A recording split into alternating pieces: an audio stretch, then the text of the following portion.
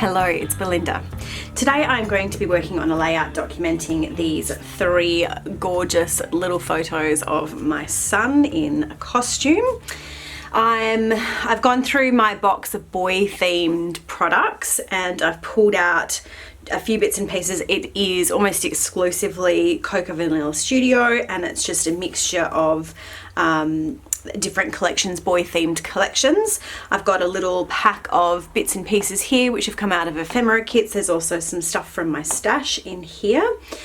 And for my title, I have already done this. I went into Silhouette Studio. I have this really cool Letterman, get that in focus. No, I can't get that in focus. It's a Letterman font. It took me quite a bit of playing around, as you can see from these little bits of paper here. It took me quite a bit of playing around to figure out how to exactly get the letters cut properly, but now that I have, I love that effect. It's really cool. So I've got those. I've also got another alpha there for the rest of the title, and for the papers I went through and I've really just pulled out lots of scrappy bits of paper, I guess.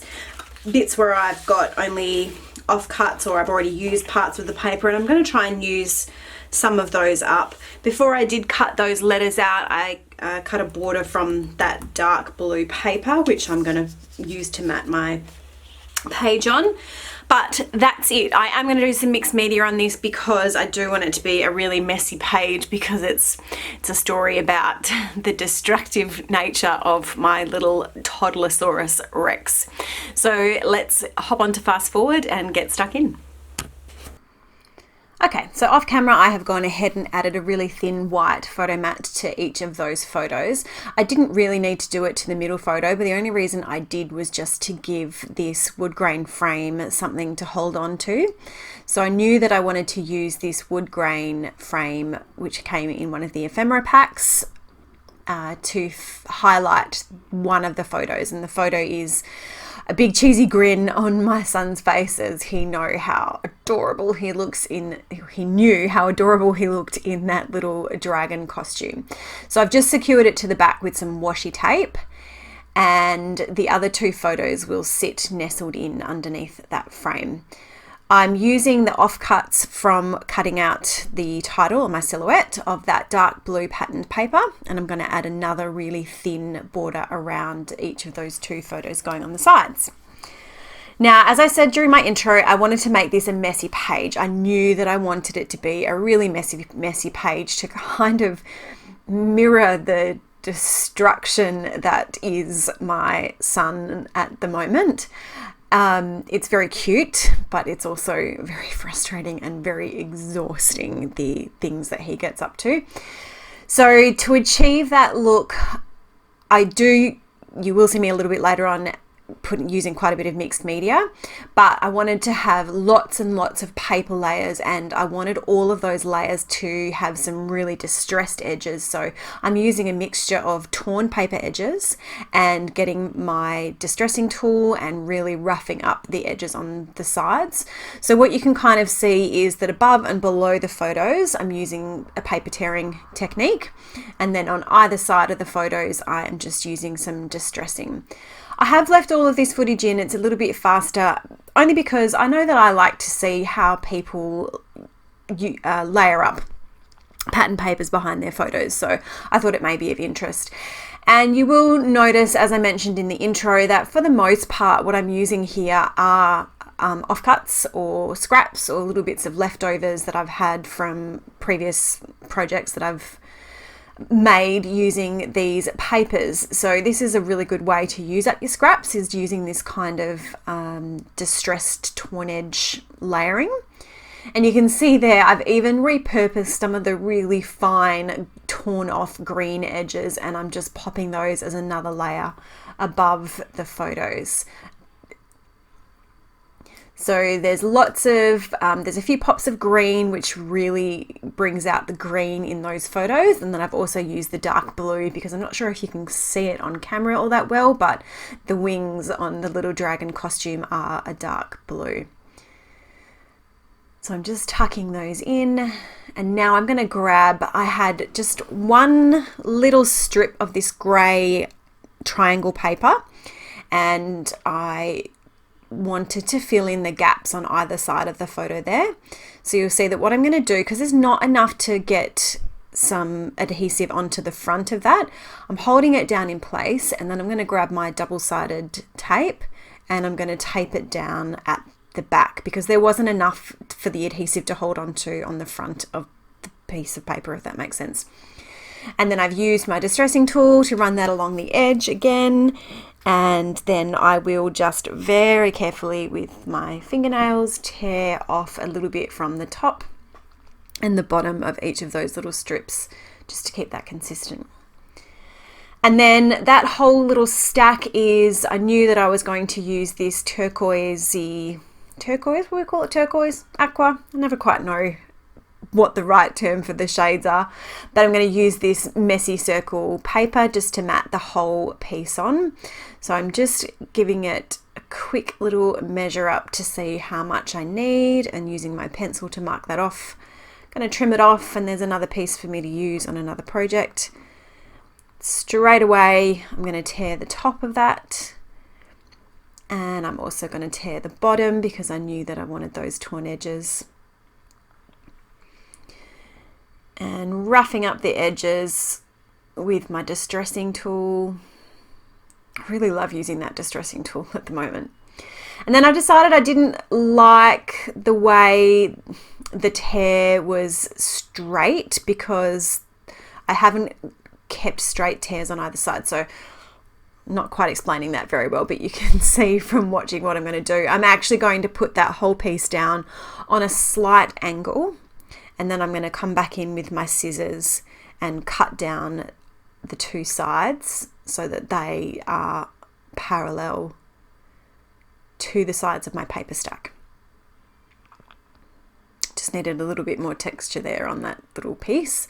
So there we go, just going to trim it down and then grab my distressing tool and distress the edges of that again.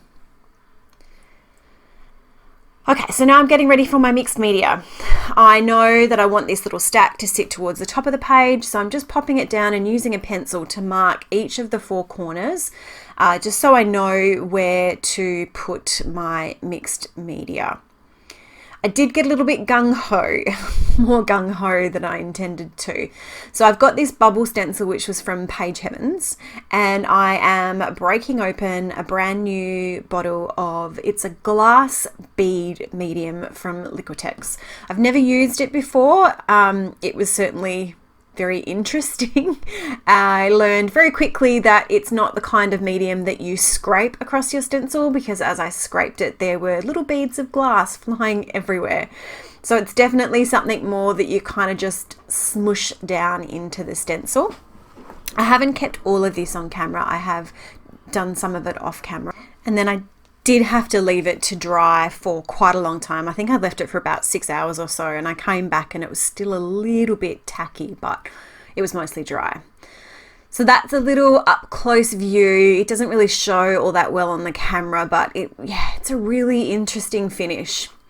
And now I'm going to come in with my watercolors. I really was not sure how the watercolor would go on top of this medium because I've never used it before, but happily it did actually turn out really quite nicely, and it's a very different effect, but I like it. You can see there that I've put the glass bead medium all the way around the page. I kind of wish I hadn't done that. I wish I had mixed it up, because I did have some other stencils that I was going to use, but I was just so excited about using this new texture tool that I just kept going. I kept going. In the end, it does look really cool, but yeah, I was kind of planning on having some different textures and some different stencils and some different mediums, but the glass beads I think looks really interesting. So I'm using a mixture of this darker blue and a pop of a bright green, and then I'm also mixing in some greys as well. I've got two different brushes here. I've got a thinner brush which I'm using to apply the colour initially, and then I've got my nice big thick brush which I am coming back in to add a little bit of extra water and just to spread that colour through the page a little bit more. I should have mentioned that I did also gesso my page before doing any of this. I'd done that earlier in the day, so just with a thin layer of some clear gesso, and that definitely helps to spread the colour of the watercolours around the page a little bit easier and a little bit more nicely. So I don't know if you can notice there, the blue up the top there is just slightly different because I hadn't cleaned I'd been using the green, and then I realized I needed a bit of blue up the top, and I didn't really clean my brush off properly, so it came out a kind of a turquoisey blue. It's not quite the same color, but you don't notice it in the end.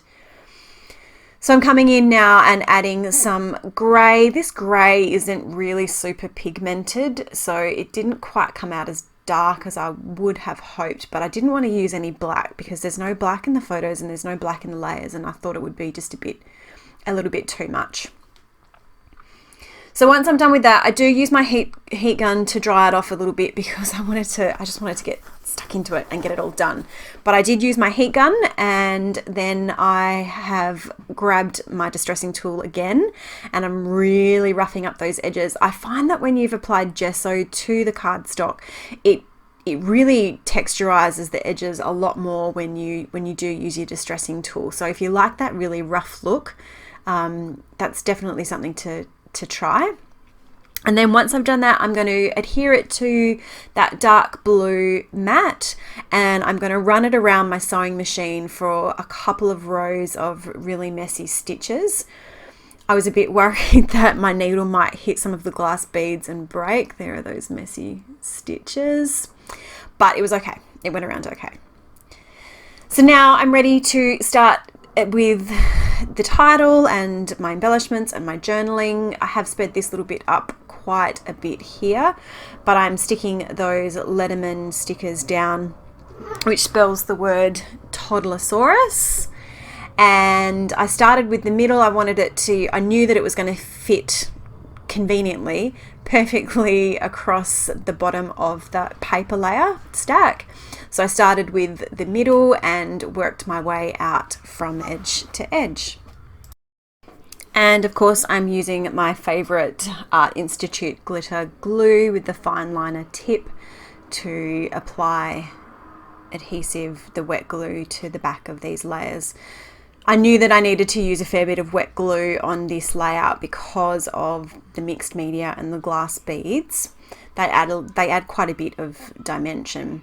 So here I've grabbed a very old, nearly empty bottle of Tombow Mono liquid glue, and I'm applying a pretty generous amount to the back of that paper layer because, like I said, those glass beads do add quite a bit of texture, and I wanted to make sure that it was going to stick down really well. I wasn't quite sure how well the adhesive would go on those beads, and I did have to go back after I'd finished and add a little bit more wet glue and weight it down with some very heavy textbooks, and I left that overnight just to make sure that it was stuck down good and proper.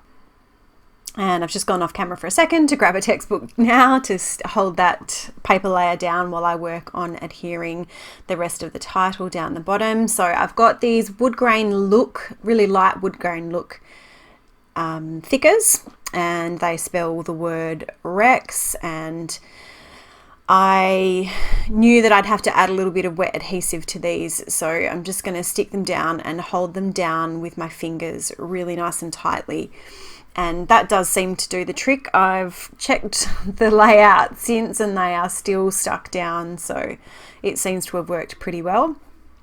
And then what you don't actually see me do, I'm not sure what happened, I thought I was filming it but obviously wasn't, is I have also gone ahead off camera and stuck my journaling down underneath the title, and that's just with some journaling strips, and again I used that wet glue and held them down with my fingers as I was going, just to make sure that it got a good hold of the mixed media that was sitting underneath. And now I'm ready to do some embellishing, and happily this time around I don't do anywhere near as much fussing with my embellishments as I ordinarily do. I think because I had a good little stack of embellishments sitting there next to me, and I had some ideas in my head about how I wanted it to look. I knew I wasn't going to do a heck of a lot because that mixed media background and all those torn paper layers, like they're a lot. They're busy. So I didn't want to go over the top with my embellishing. I've got one of these green die cut frames, which came from one of the die cut packs from, I think it was the Boys Rule collection, and I've just cut that down to stick that either side of the paper layers there. This green arrow paper clip, which I've had in my stash for years and years and years, and I thought, hey, here's a green layout, let's put a green paper clip on it. And I'm adding another arrow to that little top cluster there. That's another one that came from the die cut pack. I've got a couple of these little wood grain look die cut stars, and I'm going to put one of those. So I am just creating the 2 embellishment clusters on this layout, one at the top right of the photo strip and one to the bottom left of the photo strip. I did toy with the idea of adding some embellishments down in the bottom, in that white space on the bottom right hand side of the page, because it did look a bit empty, but I just couldn't really get anything properly grounded down there. So what I did do was I grabbed my date stamp and some grey ink, and I just did some messy repeat stamping of the date down in that bottom corner, which I did do off camera, but you can see it in the final photos. So I've used a grey chipboard piece up in the top right there that says fun. I've got a blue tab die cut, which I'm layering behind the photo there, and a perfect little chipboard piece there that says boy oh boy, because boy oh boy, this boy keeps me on my toes. One day I'm intending on making a layout of all of the photos that I've taken of the things that he has done. He is a very active 2-year-old boy and gets into everything and makes mess everywhere. And yeah, I've got photos of broken eggs and milk all over the floor and all kinds of stuff. So one day I might make a layout of all those things. I have these little wood grain look, they're chipboard pieces and they're lightning bolts. I can't think of another layout where I might use these, so this seemed like a pretty good time to bring them in. And I'm going to pop one up the top right and then again one down the bottom left there. See, this is where I toyed with putting something down in that bottom corner, but it just didn't look right. It was just hanging there. And then the finishing touch for each of these little embellishment clusters is some little acrylic or plastic stars that I've pulled out of my stash. I've got some little segmented containers which I've put sorted by color, just all these little tiny bits and pieces which are more like the finishing touches for pages. So I went through and I had these lime green acrylic stars, and I also had a whole bunch of darker blue. They're not really acrylic, they're a plastic star, and they fit perfectly with the color scheme of this layout. So I'm going to add some of those to each of the clusters, and that will be it. That will finish them off, and that will finish off my layout. As usual, I've got some close-up photos coming at the end. I do hope you have enjoyed this, the very, very messy layout dedicated to my Toddlersaurus Rex. And I hope you'll stick around to see what videos I have coming up to share next. Thank you very much and have a great day.